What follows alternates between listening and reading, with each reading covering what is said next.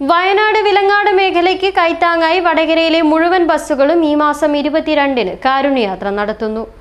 ലഭിക്കുന്ന ബസിന്റെ മുഴുവൻ വരുമാനവും തൊഴിലാളികളുടെ വേതനവും പൊതുജനങ്ങളുടെയും വിദ്യാർത്ഥികളുടെയും സഹായവും ഉൾപ്പെടെ ദുരിതാശ്വാസ നിധിയിലേക്ക് സമർപ്പിക്കുമെന്ന് സംഘാടകർ വാർത്താസമ്മേളനത്തിൽ പറഞ്ഞു.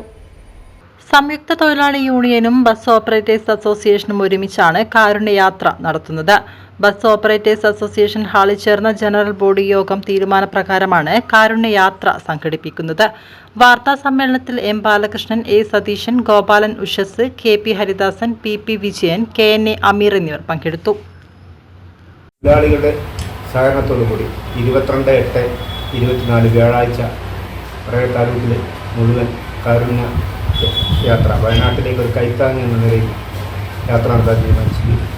അതിൽ മുഴുവൻ യാത്രക്കാരും വിദ്യാർത്ഥികളും പൊതുജനങ്ങളും ബസ് ഓപ്പറേറ്റേഴ്സ് അസോസിയേഷനോട് സഹകരിക്കണമെന്നും വിലങ്ങാടും വയനാട്ടിലും ഭൂമിയും വീടും നഷ്ടപ്പെട്ടവർക്ക് കഴിവിൻ്റെ പരമാവധി സഹായം ചെയ്യണമെന്ന് Vadakara bus operators association Kerala സംസ്ഥാന ബസ് ഓപ്പറേറ്റേഴ്സ് അസോസിയേഷൻ തീരുമാനത്തിൻ്റെ അടിസ്ഥാനത്തിലാണ് വയനാട്ടിലേക്ക് ഒരു കൈത്താങ് എന്നുകൊണ്ട് സംസ്ഥാന ഒട്ടും സാധ്യത.